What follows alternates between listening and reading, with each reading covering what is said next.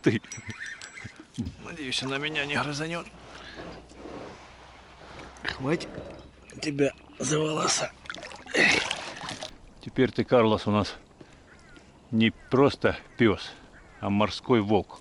Друзья, всем привет, меня зовут Алексей, вы на канале Календарь Рыболова. Сегодня, как и обещал, будет рыбалочка.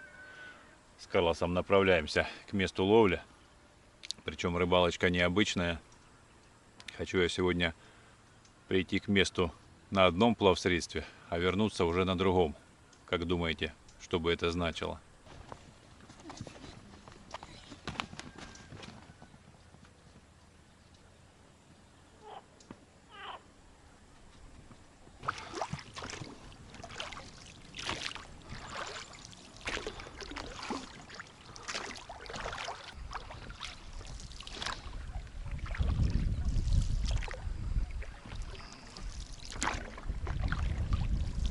Я только что проплывал понад берегом, проплыл метров 10 и увидел, что прошел прямо по чьим-то поплавкам, хотя на берегу не видел рыбака.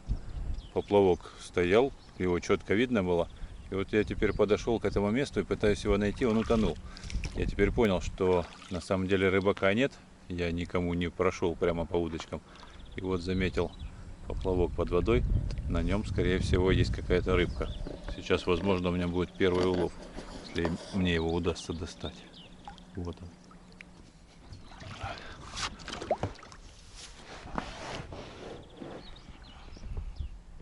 Опа. Вот и рыбка. О, побежала на волю. А вот трофейная снасть у кого-то оборвалась. Нашелся рыбачок, хозяин снасти. Сейчас подплыву к нему, отдам поплавок. Плотвичка была вот такая. Ага, ну сорвалась, я ее не достал. Не, ну нормальная, обычная, с ладошку. Потянуло я сюда, оно раз и пошло. Ну как для речки. За хвоста хотел зацепить, закручивал, нет. А я оставил, где было. Не беру. Не, ну вот такая плотвичка, больше, чем обычно, но. Я думаю, может там Но... карась хороший. Спасибо. Да не за что.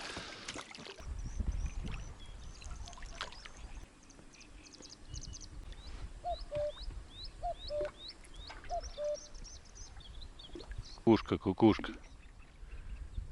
Сколько мне жить осталось? Покукукай, хоть чуток.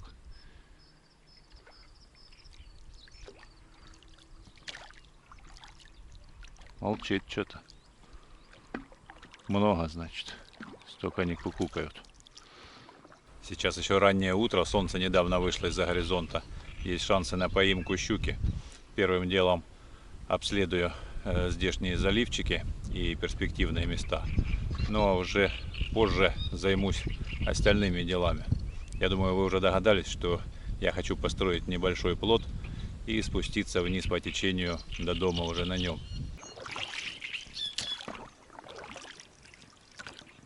Залив летом сильно заросший, попробую на поверхностные приманки.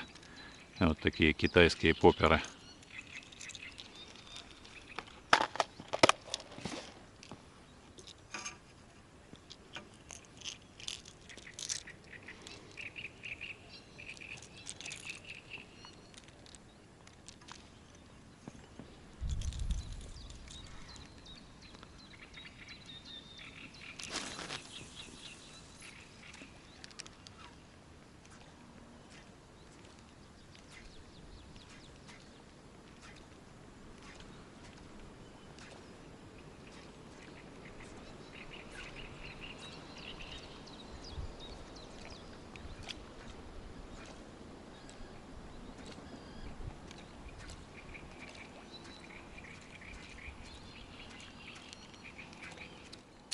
Ух ты! Блин, выплюнула. Я думаю, вы видели первую поклевку. Работает поппер китайский. Небольшая щука была, но, конечно, эмоции незабываемые на ловлю на поверхностные приманки. Вот уже первый зуб на нем. Какой кайф. Какой кайф. Как правило, щука повторяет атаку, если бросить в то же место. Сейчас выпущу Карлоса на берег, пусть немного пробежится по своим делам. Потом опять подберу. Пошли. Залазь. Залазь. Давай, давай, давай. Залазь. Молодец. Поперов несколько разных цветов, можно поэкспериментировать с расцветками. Вот такой цвет мне всегда нравился, должен хорошо работать.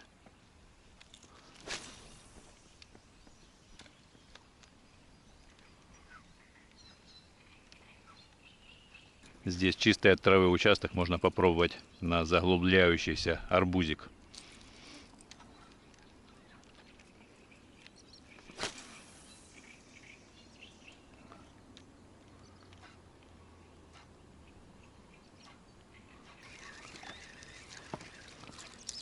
Да, все-таки трава на каждом забросе. Еще разок попробую и перейду снова на поверхностное.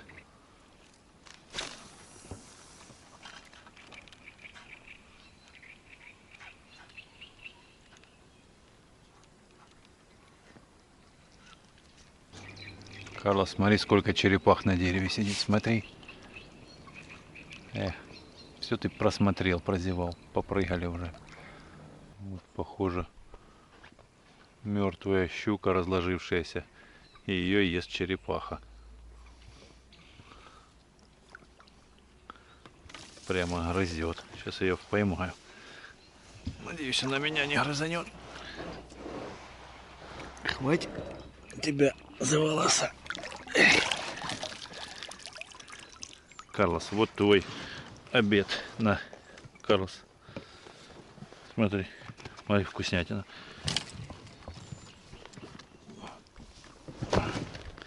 Смотри, Карлос, это тебе. На. Смотри, какая штука. Она приинтересная, посмотри. Отстань от меня. Я тебе черепаху подарил, а ты ее проворонил. Она спрыгнула и сразу давай щуку есть снова. У меня есть еще одна интересная поверхностная приманка. Вот такая с пропеллером, с лопастью. О, летит замечательно.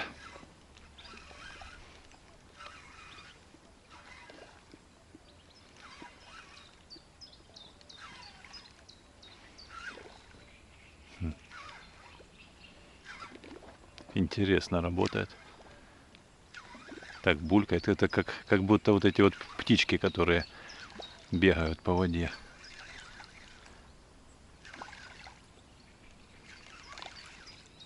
Надо попрактиковаться. Вот так надо прямо спиннингом.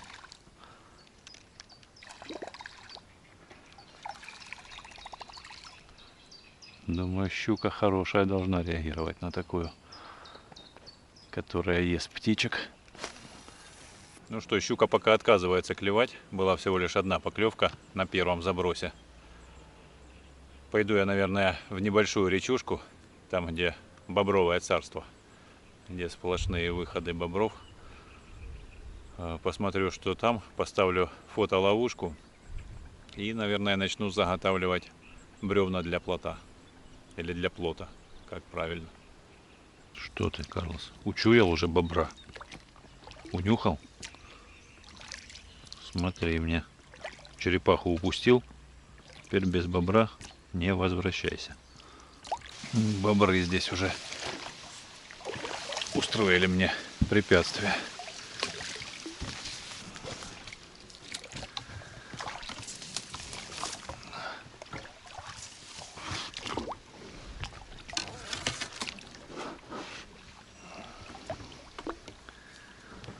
Вот, кажется, здесь я ловил в прошлый раз красноперку. Очень похоже. Мы с Карлосом так и не нашли места, где можно пришвартоваться и высадиться из лодки, чтобы поставить фотоловушку. Или, ну, половить-то рыбку, понятно, можно из лодки. Но я хотел в первую очередь установить фотоловушку. Поэтому сейчас будем возвращаться и пойдем в обход обычным путем.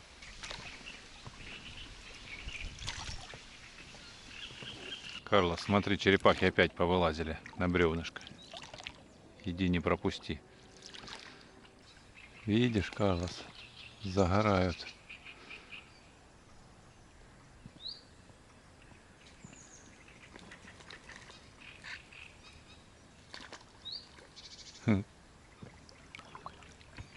Давай, лови. Беги по бревнышку и лови. Возле щуки никого. Еще немного побросал спиннинг. Щука все так же неактивна. Пойдем сейчас на берег искать бревна для плота. Я вытянул на берег лодку, чтобы она без меня не уплыла. Карлос сразу побежал по окрестностям. Я взял Карлоса, не подумавши. Здесь опасно бегать. Здесь были оккупанты и оставляли мины. Были случаи, что гражданские подрывались несколько раз здесь, в этих местах. Карлос, заяц побежал. Иди побегай хоть. А вон еще один, их там парочка была. Карлос не видит нифига. Не видит, не слышит. Подойду, может там... О, еще один, третий побежал.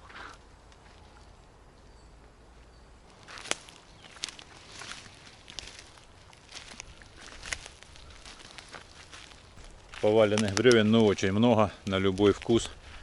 Выбирай, какие хочешь. Я не знаю, если честно, у меня нет никакого опыта постройки плотов. Ну, может быть, в детстве, когда-то мы на строительном котловане, помню, делали плоты из строительного мусора. И там плавали. Но они, как правило, терпели крушение. Не знаю, какого диаметра нужны бревна, но хотелось бы, во-первых, которые поближе к водоему и не очень крупные, чтобы попроще было донести. Плот я буду использовать не по его назначению. Кто догадается, для чего мне нужен плот, напишите в комментариях. А кто пока не понял, в конце я дам еще подсказку, для чего же мне, как я буду использовать этот плот. Вот дикая яблоня. И очень много яблок зеленых, еще кислых, но почти все погрызанные. Я вернулся за фотоловушкой, совсем забыл, что хотел же ее поставить. Сейчас пройдусь туда, в заросли, к бобрам. Установлю ее там. Там был и кабанчик попадался в кадр, зайцы, лисы, ну, бобры, соответственно. В общем, прогуляюсь, заодно посмотрю, может, будут хорошие бревнышки.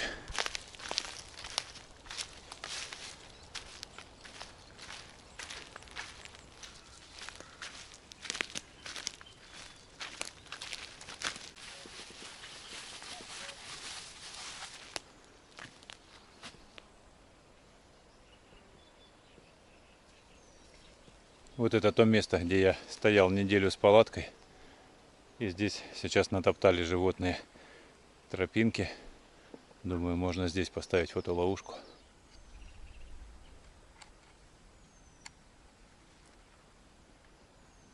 Все, фотоловушку я установил. Надеюсь, это удачное место. И я выбрал хороший ракурс. Теперь осталось самому выбраться отсюда. Месяц лета уже практически закончился. Но как-то до сих пор не жарко. Вот в кофте.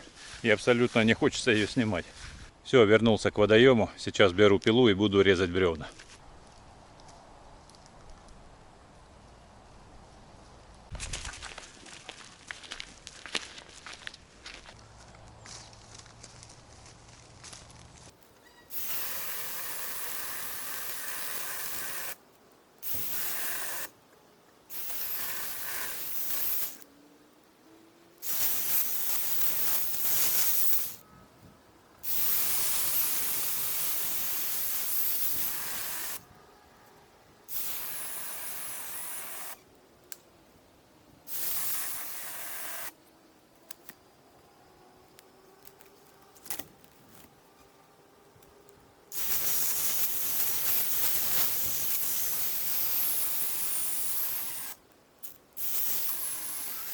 Постоянные зрители знают, что я буду не я, если что-нибудь не забуду дома.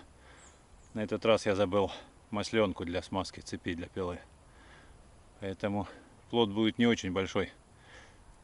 нарежу, пока не начнет она сильно перегреваться. Ну, как бы израсходуется смазка, которая на ней есть. В общем, я и говорил, что в принципе плод буду использовать не по назначению. Меня в принципе устроит и небольшой. Ну, я попробую на него стать, выдержит ли он меня. Карлоса, да, я думаю, точно выдержит.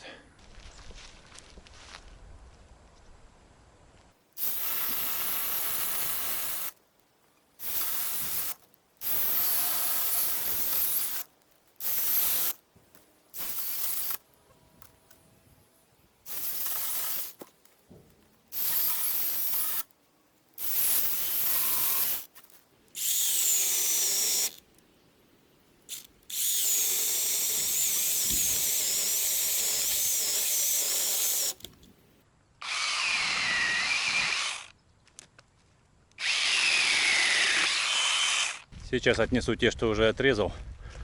А там посмотрю, пила остынет, как она будет себя дальше вести.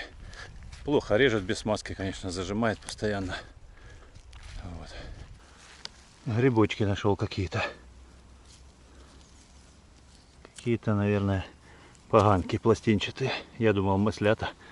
В этом году грибы еще не собирал, поэтому глаз, так сказать, не набит. Я и так в них не особо хорошо понимаю. Но, в принципе, маслята могу отличить от других.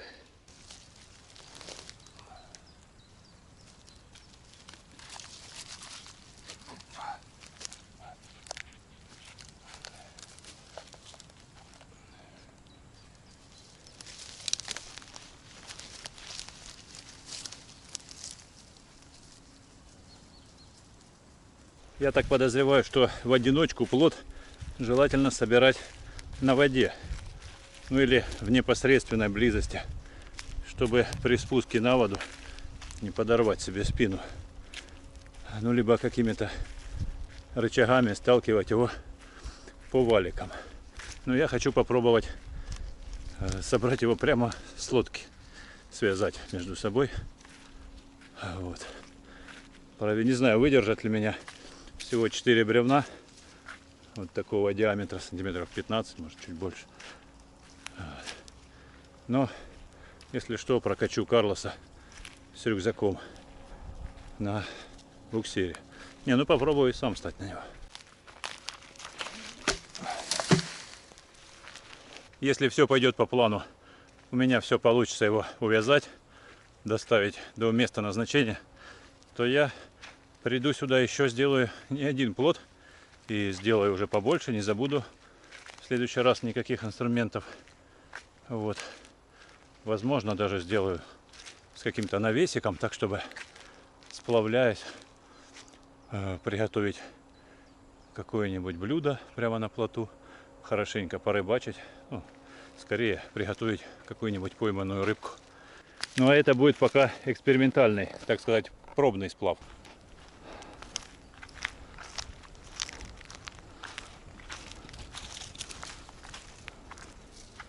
Карлос, отходи, отходи, отходи, отходи. Тяжело же. Вот, вонючок. Маленький.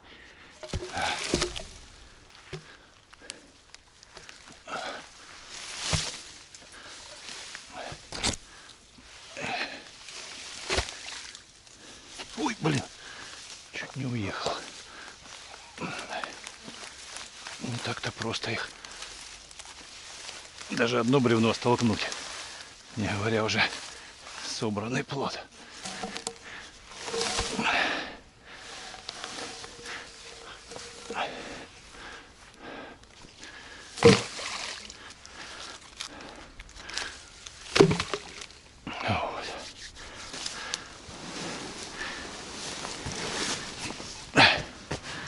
Залазь.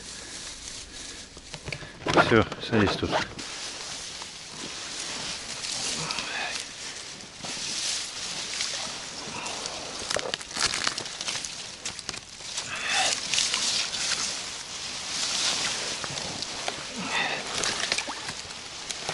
Да, не так-то просто их стянуть. Придется снова выйти на берег и столкнуть их подальше. А ты сиди. Так. Я боюсь их вытягивать на открытую воду, чтобы их потом они не разбежались. Ловить их. Одну сторону хотя бы связать здесь, возле берега. Я взял с собой веревку. Понятия не имею, на какие узлы нужно связывать.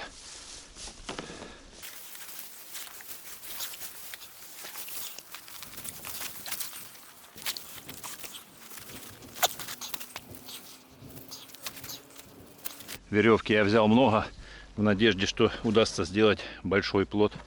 Бревна вроде бы все сухие, но погружаются даже больше, чем наполовину своего диаметра. Не знаю, какая грузоподъемность будет у них. Сейчас попытаюсь обвязать другую сторону.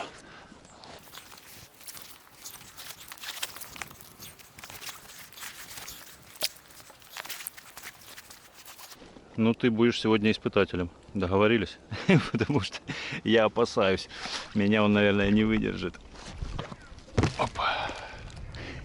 Ты любишь по бревнышкам ходить? Аккуратно. Все, погнали. Карлос содержит. Так, ну не прыгай. Стой там.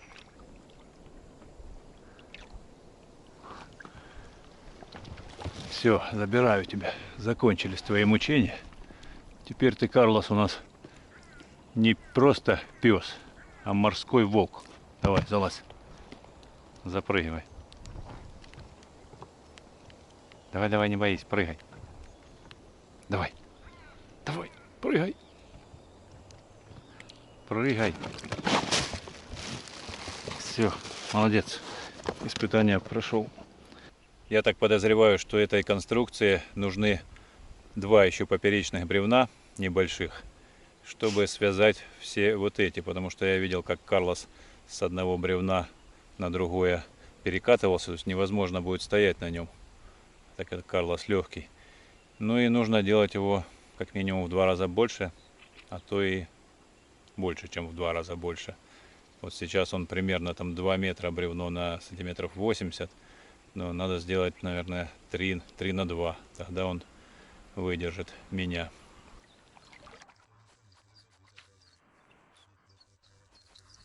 Ну что, все уже догадались, для чего я сделал этот плот?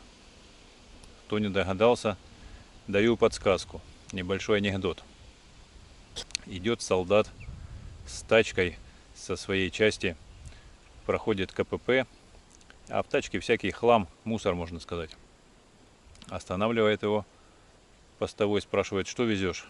Наверняка что-то украсть хочешь, продать. Да нет, говорит, мусор вот строительный, хлам всякий.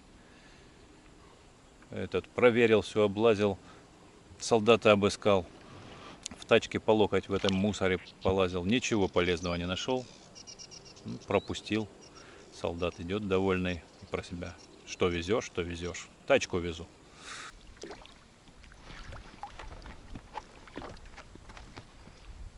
Скоро будет мелководный участок, там я попробую залезть на плот, а заодно попытаюсь там половить голавлика. Все-таки на рыбалку выехал. Скоро будет мелководный участок реки, я там остановлюсь и, наверное, все-таки протестирую плот на грузоподъемность, попробую на него залезть. Хотя у меня большие сомнения, что он выдержит меня. Вроде распогодилось, даже тепленько стало. Немного позагораю, хоть сниму кофту и половлю рыбу. Там часто, я видел, ходят хорошие голавлики, жерехи. Немного побросаю спиннинг и перекушу.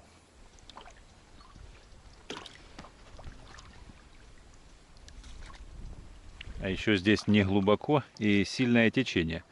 И у меня была такая идея, если обустроить здесь лагерь, то можно вот так вот сплавить бревна, распустить их на доски, сделать водяное колесо, которое бы крутило генератор и вырабатывало бы электричество для отдыха, там, для зарядки каких-то гаджетов. Что-то жереха и головля пока не видно. Вода не очень чистая. Обычно их визуально видно, прямо как они плавают, и довольно крупных таких, больше килограмма. Что-то я не пойму, то ли воды добавилось. Здесь я в прошлый раз проплывал, было очень мелко, я остановился прямо. Вот где-нибудь здесь сейчас пришвартуюсь. А главное удержать все это. Течение сильное, сейчас плот дернет меня хорошенько. Крылсончик, идем купаться? Идем. Я знаю, ты любишь. Ой. А водичка не очень-то тепленькая. Все, пока. Пока-пока. Пока-пока, Карлос. Я пошел. Я на плот. Буду кататься. Оп.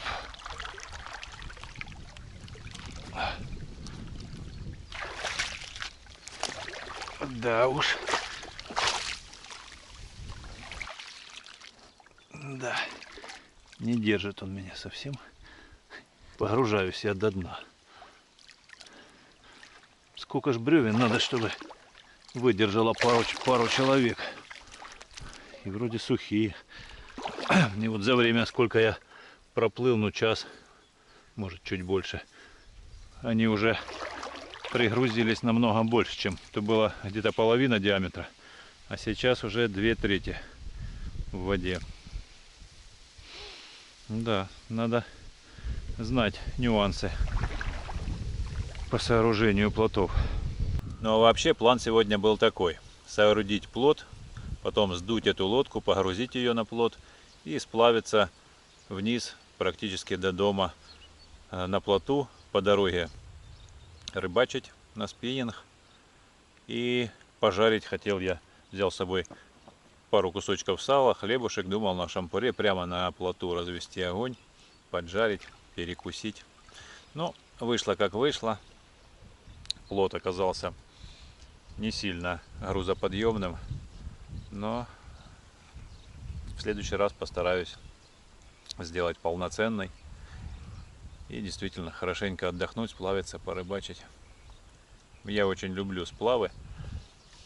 На плоту, в общем-то, никогда и не сплавлялся, но на лодках очень люблю. Думаю, выберу время и обязательно сделаю такой хороший сплав, может быть, с ночевочкой. Да, нужно будет сделать с ночевкой. Но сейчас перекушу и буду плыть к дому. Я думаю, все уже догадались, куда пойдет плот. Кто не догадался, еще одну подсказочку в виде поговорки или пословицы, как правильно. Готов сани летом, а воз в телегу зимой, или как там оно правильно, но смысл вы поняли. В общем, на дровишке на зиму пойдет этот плот. И думаю, мне еще не разочек сходить и построить такие же плоты. Друзья, мы с Карлосом перекусили, он увалился спать. Но я буду отшвартовываться и сплавляться в сторону дома. На днях собираюсь идти в землянку, буду продолжать заготавливать поленья и обкапывать ее понемногу. Ну и уж точно обещаю, что приготовлю уху и наловлю рыбы. Вернее, в обратной последовательности. Наловлю рыбы и приготовлю уху. На этом буду с вами прощаться. Всем мира, здоровья и добра. Пока-пока, до встречи в следующих сериях.